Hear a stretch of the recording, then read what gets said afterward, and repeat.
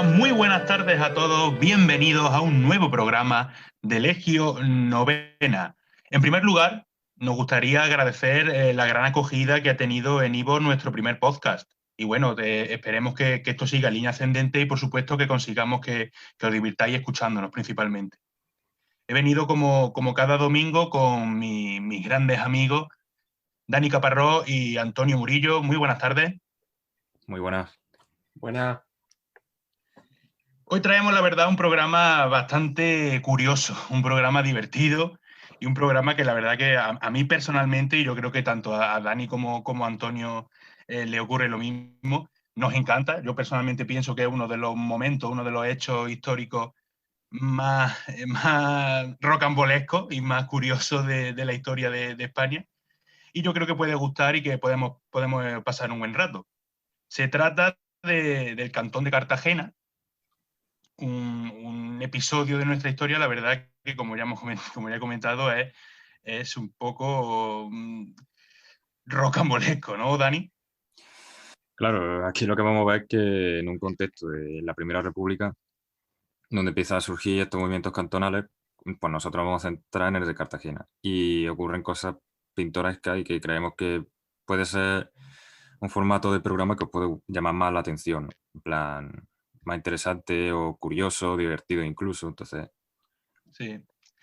En primer lugar, antes de entrar en el cantón en sí, un poco comentar esas locuras, o por lo menos que ahora mismo pueden parecer unas locuras que hicieron. Vamos a entrar un poco en situación, vamos a hablar del contexto histórico, vamos a situarnos en la segunda mitad del siglo XIX.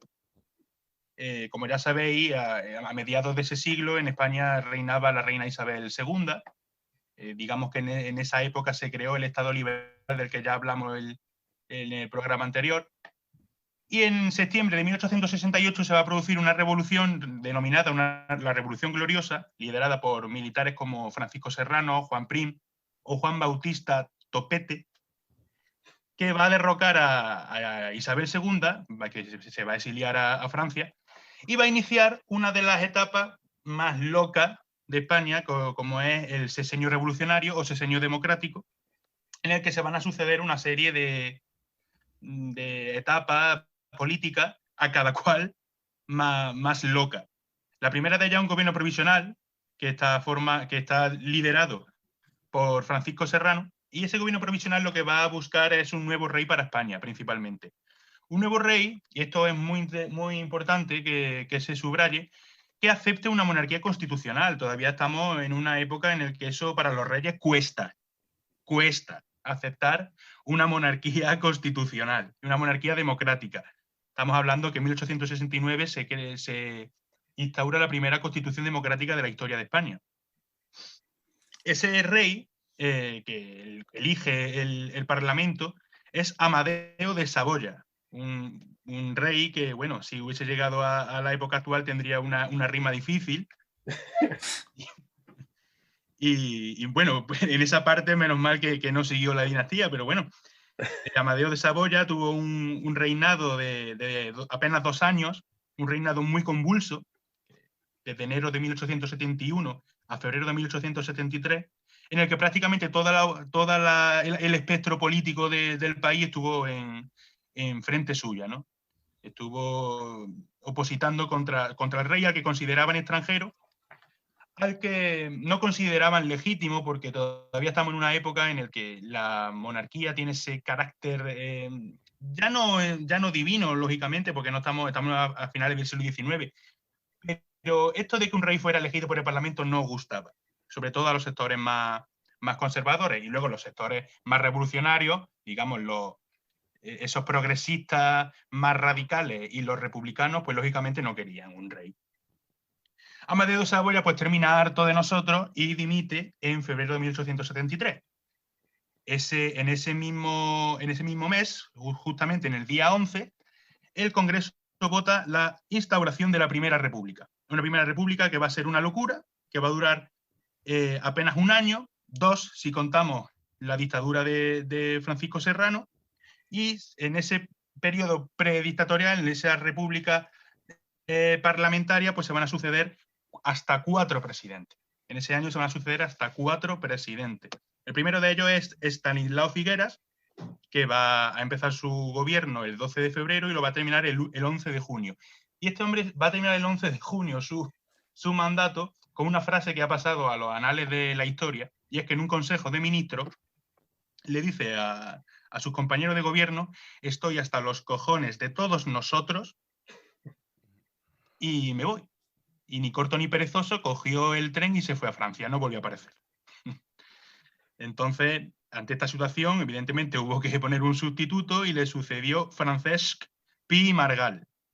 Este hombre era considerado uno de los federalistas más calmados, no digamos, en el Parlamento ahora mismo, en esta época, va a haber un gran grupo de diputados federalistas, es decir, que quieren un Estado federal, como el que tiene Alemania, como el que tiene Estados Unidos en la actualidad, un Estado en el que digamos, las regiones, las comunidades autónomas que tenemos, por ejemplo, ahora mismo en España, se convirtieran en Estado. Dentro de ese grupo federalista iba a haber otro llamado los federalistas intransigentes, que no querían esperarse a esa reforma constitucional que creara un Estado federal en España, sino que querían hacer esa revolución desde abajo y ellos crear ese Estado federal a través de la formación de cantones. Estos federalistas intransigentes, el 12 de junio, van a crear una junta de salud, un comité de salud pública, liderado por Roque Barcia, y pues van a estar en contra de la política de Pi y Margall de ir poco a poco y establecer de manera, digamos, desde arriba ese Estado federal, digamos, más calmado, ¿no? Más constitucional. La situación, pues la verdad que tiene coge unos tintes muy, muy graves, ¿no? Y el 12 de julio se inicia un amotinamiento del ejército del relevo de África en Cartagena. Y a partir de aquí, pues Antonio nos va a comentar qué ocurre. Pues llegamos al inicio de la cuestión que nos toca en este programa. Y es que el 12 de julio de 1873, y empiezan fuerte, porque después del cañonazo en el castillo de Galeras, que era como el inicio, la señal del inicio de la insurrección en Cartagena, se procede al izado de una bandera roja como símbolo de la revolución cantonal. ¿Qué pasa? Que en toda Murcia o en toda Cartagena no hay una bandera roja y tienen que izar una bandera turca con la media luna. Esto es muy gracioso porque cuando se iza esa bandera, imaginarse a la tropa que hubiera por allí, a cualquier ciudadano que vea una bandera turca izada en su ciudad, pues cuanto menos el miedo que pudieron sentir en ese momento fue poco. ¡Ha venido el Imperio Otomano! Un poco complicado. Entonces, ¿qué pasa? Que como no tenían ni una lata de Titan Luz por ahí de color rojo, ni cualquier otra cosa, un soldado o un civil se cortó las venas y tiñó con su sangre la media luna para hacerla totalmente roja. Yo aquí, Antonio, tengo una duda, y es que el hombre tuvo que morir, ¿no? Porque para teñir con su sangre hasta toda la bandera, porque estamos hablando de una bandera que, hombre, que la media luna turca no es precisamente chica, ¿sabes? No es una esquinita de la bandera, pero tuvo que desangrarse ese hombre. Bueno, fue una buena causa, una buena lo causa. imprimieron bien. Claro. Fue el primer mártir de la Revolución Cantonal. Es como que ya va apuntando manera la cosa, ¿no? Dice, hostia, esta gente... Claro, o sea, el primer día en el que este relevo del ejército de África se amotina en el castillo de Galera, el primer día en la frente, ¿no? O sea, izan una bandera turca. Claro, y a partir de ahí es una sucesión de acontecimientos que a nosotros, o sea, nosotros tenemos este tema como top de, bueno, lo comentamos durante la carrera y después de la carrera, que siempre nos ha parecido súper curioso y hemos hecho muchas gracias sobre estas cosas. Evidentemente es un contexto, joder, un contexto bélico y un contexto preocupante en el momento, ¿no? Pero es que este tipo de cosas son increíbles. Bueno, y las que tiene que contar todavía Antonio, ¿no? Bueno, todavía nos quedan episodios. A ver,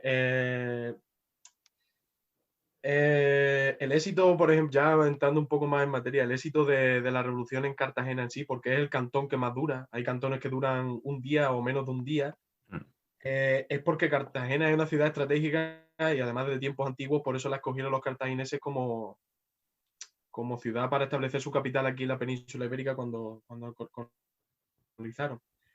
Es una ciudad estratégica tanto por sus defensas artificiales, sus murallas y demás, como por sus defensas naturales. Y aparte también se daba la casualidad de que justo en ese momento se encontraba la mayor parte de la escuadra de la Armada Española en el puerto de Cartagena. Entonces los cartageneros cuentan con alrededor de 7.000 a 9.000 soldados cuando inician la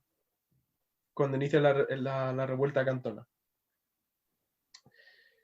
Una cosa también de las más curiosas es que al poco de proclamarse, ya el 21 de julio, Salmerón, el nuevo presidente de la República, decreta un decreto que sale publicado en la Gaceta que proclama como piratas a todos los barcos y buques que lleven la bandera cantonal. Y esto nos lleva a uno de los episodios también más curiosos del cantón, y es que en una travesía uno de los barcos cantonales es apresado por un barco de origen alemán. Y en Cartagena se llegan a plantear la posibilidad de declararle la guerra a Alemania. Imagínate en el despacho de Bismarck que le llega una carta del Antonete Gálvez, uno de los jefes o de Juan Contreras, el jefe militar, no digamos, de Cartagena, que le declara la guerra a Cartagena a Alemania. Tú imagínatelo, en Alemania en ese momento, que estamos hablando de uno de los imperios más importantes del mundo. Claro, y que Increíble. Nosotros en nuestros libros de historia del instituto y tal, tuviésemos que dar la guerra murciano-alemana o algo por el estilo. O sea, sería flipante. La guerra cartago-prusiana acabó. Sería, vamos, menos mal que no pasó porque hubiera sido una hecatombe total para Cartagena y claro, para o sea, el resto de España. Pero quién sabe. Pero, bueno, quién sabe, porque el general Contreras se las trae y todavía nos tiene buenos episodios. Segunda personajada, casi declararle la guerra a Alemania. Perfecto. Otra de las cosas muy curiosas es que al inicio de la Revolución Cantonal el gobierno de Madrid se ve desbordado por la situación, ya que se encuentran en varias guerras civiles. Una de ellas es la cantonal, otra la carlista y otra la cubana. Entonces el gobierno está y el ejército está desbordado por todos lados. ¿Qué pasa? Que esto lo aprovecha el cantón murciano para expandirse en una especie como de... parecido a lo que hizo la Alemania, a lo que hizo la Alemania nazi, pero sin comparar al cantón con la Alemania nazi. No tienen nada que ver, pero la Alemania nazi se expandió por su espacio vital y demás, pero también es verdad que el cantón se expandió a zonas que las reclamaban como murcianas desde tiempos inmemoriales, como el norte de Almería, zonas de Albacete o el sur de la Comunidad Valenciana. Entonces es muy eran unos flipados, la verdad. Eran unos grandes, pero vamos, impresionante. No, pero los expandieron con éxito y además absorbieron otros cantones menores e incluso mediante expediciones por mar con parte de la armada que tenían. Que perdieron. Sí, que perdieron, porque claro, no solo fue el episodio con los alemanes que incautaron un barco y luego lo devolvieron al gobierno republicano. También los ingleses incautaron varias naves que luego fueron de vuelta y demás, pero es verdad que con las naves que le iban quedando, los cartageneros se desplazaban a otros puertos intentando expandir la revolución cantonal, y en el caso de que no quisieran expandir la revolución cantonal, aprovechaban para pedir como una especie de impuestos revolucionarios, las contribuciones a la revolución, lo que les valió más todavía el apodo de pirata. Claro. Es que hasta ahora vamos a hacer una especie de resumen. Estamos hablando que en tu país, Cartagena se te ha revelado, ha hecho como una especie de cantón independiente y te ha robado unos barcos a los que el gobierno central ha declarado piratas. Es que es una situación loca completamente. Y es muy es muy gracioso porque aparte de la casi declaración de guerra a Alemania, cuando ya ven que el decreto está teniendo su efecto y la Armada cada vez tiene más problemas con las potencias extranjeras, el 1 de septiembre, desde el gobierno del cantón murciano, se le pide a los cónsules de las principales potencias del mundo que estuvieran en contacto con ellos que declararan la neutralidad hacia el cantón murciano para evitar este tipo de... Vosotros imaginarse los despachos de los principales cónsules de Inglaterra, Francia, Alemania y demás países con una petición ahí, con un sello cantonal diciéndole no, a nosotros dejadnos en paz, que nosotros somos vuestros amigos. Os damos productos de la huerta, lo que queráis, pero dejadnos tranquilos, por favor. Podéis venir de Hubiera vacaciones sido- a la costa. Sí. Al Mar Menor. Os dejamos aquí la manga del Mar Menor bien tranquila. Para vosotros solos, para que os pongáis morenos. Pues bueno, proseguimos con la hazaña, Antonio. Pues continúan expandiéndose y demás hasta que bueno, hay un hecho que llega casi al final de la historia del cantón, que es cuando ya están en el estado de sitio y demás, y es que para garantizar la pervivencia del cantón, escriben una carta al secretario del presidente de los Estados Unidos, Ulises S. Grant, pidiéndole poder izar la bandera de Estados Unidos en Cartagena para así evitar que sigan sitiando y evitar conflictos y evitar que los terminen conquistando el gobierno central. En algunos casos también se cree que también se le pidió la anexión y demás, pero no he encontrado la fuente necesaria como para poder confirmarlo. Pero de igual modo es muy gracioso. Murcia es el estado número 51 de Estados Unidos. Es un hecho que poco menos es irrisorio, vamos. Hombre, siempre hemos escuchado que se intentó integrar dentro de los Estados Unidos. También es verdad que es cierto que hemos estado buscando y solamente encontramos información más o menos veraz de que pidieron permiso para izar la bandera, que es lo que vemos dentro de esta locura, lo vemos un poco más lógico que el pedir integrarte en Estados Unidos. Tú imagínate que a día de hoy en la NBA jugaran los Cartagena Lakers.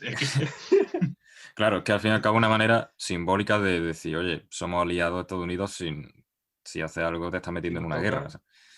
Claro, en un Pero momento en claro, el que ya Estados Unidos tenía una fuerza, como ya se vio 20 años después en la guerra que tuvimos con ellos. sí. Sí, además, bueno, si haces un repaso, es como, bueno, Cartagena como estado de los Estados Unidos con una bandera turca y en guerra con Alemania. Bueno, sí, ese sería, digamos... Claro, es que ahora mismo, si hubiese pedido entrar en Estados Unidos y lo hubiesen aceptado, ahora mismo estarían todavía recontando los votos a ver si está ganando Biden, Claro. ¿no? Claro, Al final Trump remontaría con los votos que se dieran en Lorca. Ojo, está remontando Trump en North Carolina y en Cartagena. Bueno, luego tenemos otra serie de hechos que no son tan rocambolescos, pero son muy curiosos. Por ejemplo, la gran atención extranjera que suscitó en los medios extranjeros esto. sí. Y viniendo corresponsales de periódicos como el New York Herald, el Daily Telegraph y otros medios. También es muy curioso que lo estaba comentando antes con Rafa antes de empezar el programa, y es el caso de que Jumilla, que es una zona de por allí, quisieran como declarar la guerra al Cantón de Murcia si el Cantón de Murcia como potencia extranjera entrara dentro de los intereses del Cantón de Jumilla, lo cual ya me parece el colmo de la locura y de... es como si, no sé, como si Córdoba le declarase la guerra a Puente Genil o al revés, o hechos así, totalmente fuera de lugar. Es que la región de Murcia en esa época eran los Balcanes. Sí, sí. El espíritu de Tito invadió Murcia en aquellos años. Bueno, y que además era importante esa zona. De hecho, tengo entendido que el gobierno provisional republicano estuvo durante unos meses en Cartagena. Estuve leyendo el otro día. O sea, que realmente era epicentro Estamos hablando de una ciudad importante. Sí. Estamos hablando de una de las ciudades mejor defendidas de todo el Mediterráneo. Sí, sí. O sea, no es moco de pavo. Y tampoco es Tampoco es que todo lo que hicieran durante el tiempo en el que pudieron realizar su reforma y demás fuera una locura. Hay cosas buenas, como por ejemplo el derecho a la educación obligatorio o la supresión del trabajo infantil. Son cosas que se intentaron hacer allí durante el cantón y que, bueno, dado el contexto en el que estamos, 1873 y demás, me parecen cosas avanzadas y buenas en sí. Luego es Claro. verdad que, claro, las locuras pues tapan todo esto, ¿no? Pero bueno. Sí, al Y final es como otra de las trasciende. cosas, sí, claro.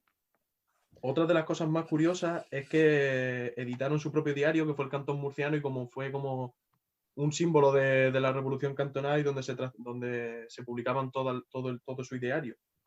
Y bueno, ya en este contexto pues llegamos a la famosa batalla de Chinchilla, donde sufren una derrota estrepitosa las fuerzas cantonales.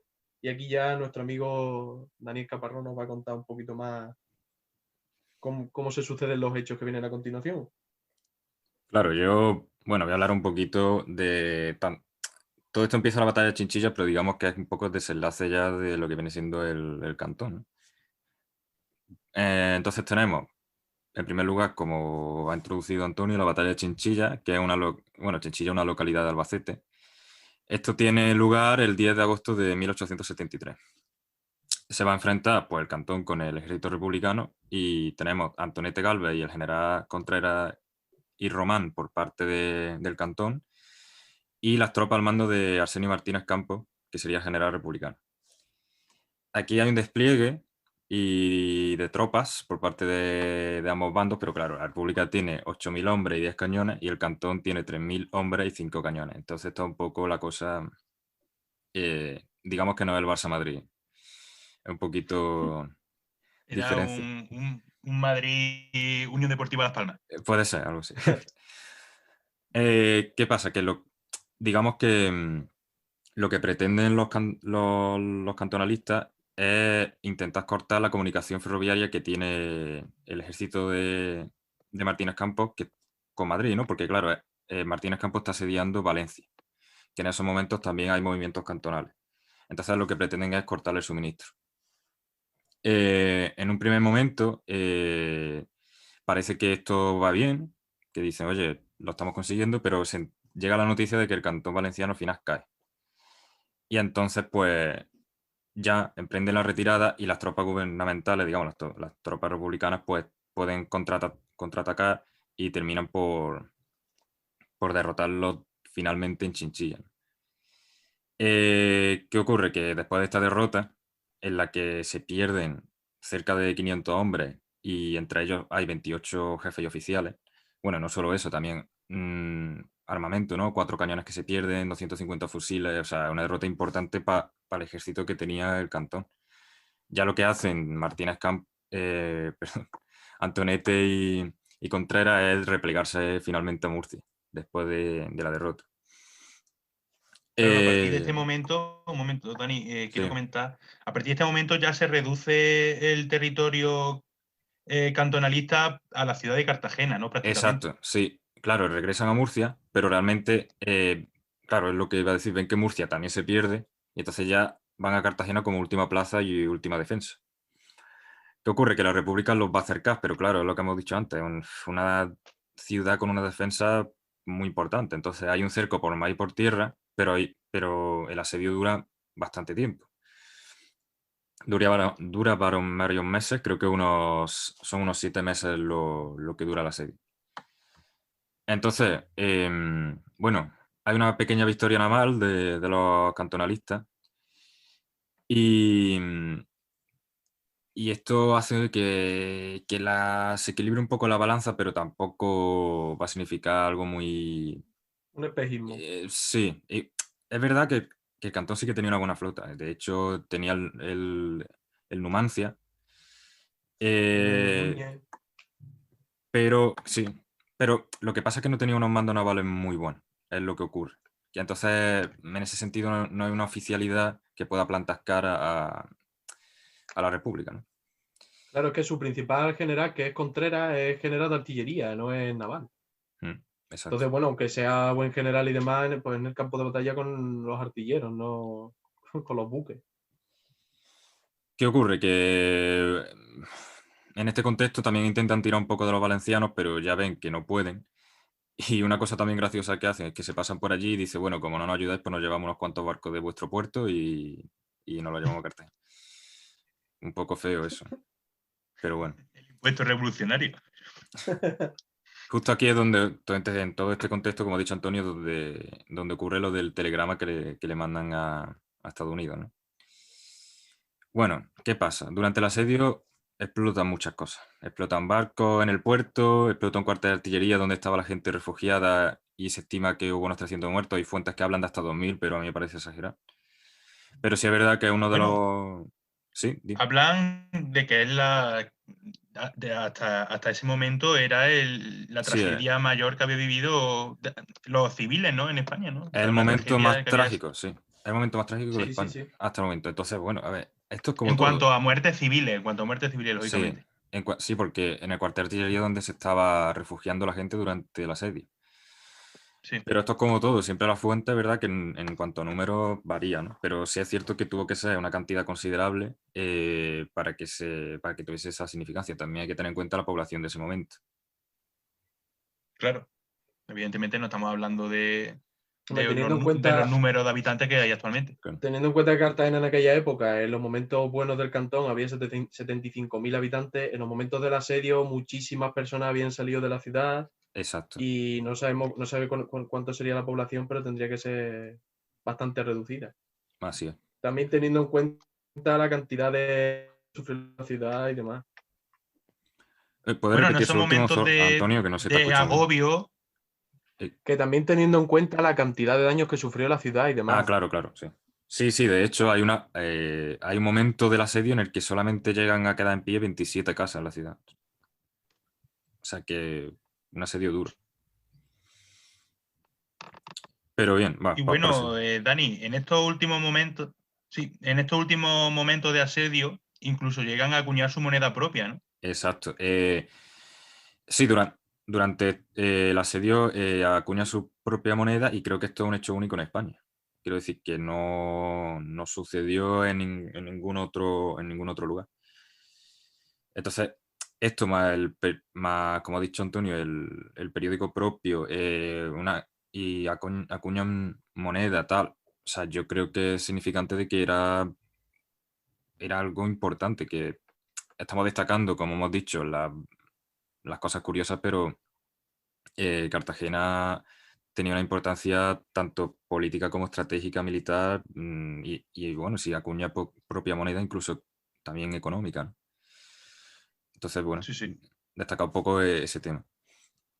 Y bueno, Eh, sí, sí, prosigue.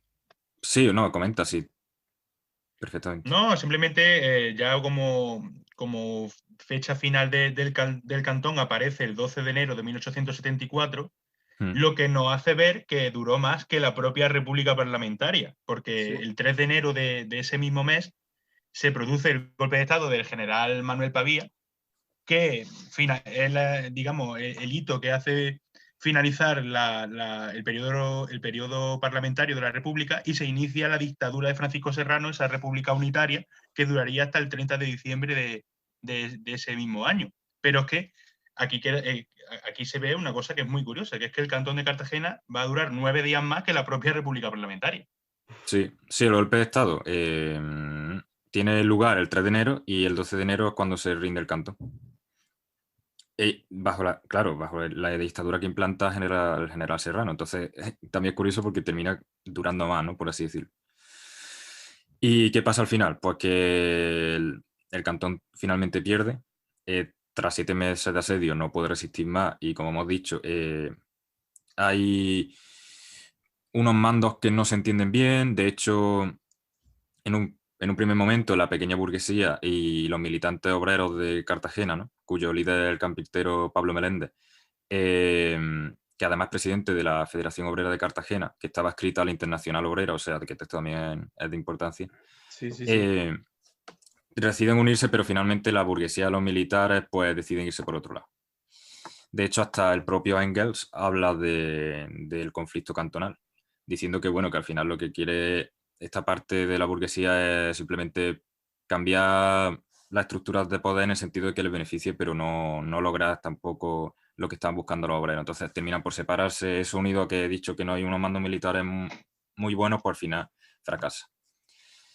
Y el 12 de enero se rinde y los rebeldes, pues, tras la República no aceptar las condiciones de capitulación, pues algunos son fusilados, otros se exilian a Argelia, donde los van a estar encerrados, encarcelados. Y finalmente la fragata Numancia, que hemos nombrado antes, pues parte de Cartagena, llena de mujeres, niños, milicianos, soldados, políticos, generales. Alrededor de 1.600 personas llevaba, en teoría. Sí, bastante, digamos. Y bueno, incluso generales de los que hemos nombrado anteriormente. De hecho, es curioso que hay en La Madeja Política, que es una revista satírica de Barcelona, que se edita, digamos, entre el 73 y el 75, se está publicando, sale el general Contreras y Román cautivo en Orán, haciendo trabajo forzado, así rollo caricatura, como las que hemos subido en redes sociales. Entonces, es curioso, ¿no? Y, La verdad es que sí. y nada, poquito más. Tenía aquí alguna cosita para destacar, que se escribieron memorias durante el asedio, que de ahí podemos sacar información. Por ejemplo, Joaquín Vivanco escribe La artillería centralista en el bombardeo de Cartagena. Entonces nos da una visión de cómo fue el asedio, ¿no? Desde la parte también republicana. Y también tenemos, por ejemplo, otras memorias que hablan en general del sitio, ¿no? Por eso digo que el tema de cómo ocurrió, también hay que tener en cuenta de dónde lo estamos leyendo, si de esta memoria de los que asedian o incluso del periódico del cantón. Es destacar simplemente que en un conflicto siempre es bueno tener en cuenta ambas Versiones. ambas partes, ambas versiones, claro. Sí. A mí la verdad que me parece un hecho interesantísimo y originalísimo de la historia de España. No sé a vosotros hasta qué punto os recuerda a la Comuna de París del año 1871. La verdad que está muy próxima en el Hombre, tiempo. Digamos que no se pueden comparar a nivel de extensión en el tiempo, porque el Cantón de Cartagena hemos visto que dura hasta 7 meses y la Comuna de París no sé si fueron 3 o 4. Pero la verdad que a mí, tanto por las características políticas y sociales que tiene, como por la cercanía en el tiempo, se me asemeja. sí, pero es verdad que la Comuna de París, por ejemplo, tiene en contra todo el panorama internacional. De hecho, la Comuna de París se va a pique porque interfieren ejércitos, ¿cómo decirlo? Sí. Como Ejércitos una de las principales coalición, ¿no? potencias extranjeras. Claro, es como cuando Efectivamente. vinieron aquí los 100.000 hijos de San Luis, Sí, pues algo así pasó en la Comuna de París. La Comuna de París tiene un componente obrero mucho más gordo que el que tiene el Cantón de Cartagena, que lo compone también una élite burguesa importante. sí, quizá el Cantón de Cartagena tiene unas reivindicaciones más políticas y la Comuna de París tiene unas reivindicaciones más sociales, ¿no? Sí, bueno, Políticas también, de hecho. políticas también, porque al fin y al cabo la Pero yo ideología... no veo el Cantón de Cartagena, pese a esas medidas que ha mencionado Antonio, no lo veo con ese programa social que podría tener la Comuna de París, no lo veo como un movimiento obrero, lo veo más un movimiento de... Porque estamos hablando de Antonete Galvez, estamos hablando de Roque Barcia, Sí, que sí, sí, sí. son personas importantes de la política española en ese momento. Sí, sí. Sí, sí, eso sí, claro. Porque quien va a capitalizar, digamos, ese movimiento son generales, al fin y al cabo, ¿no? O sea, quiero decir, los obreros están dentro hasta cierto punto. De hecho, como he dicho, al final se desprenden de ellos.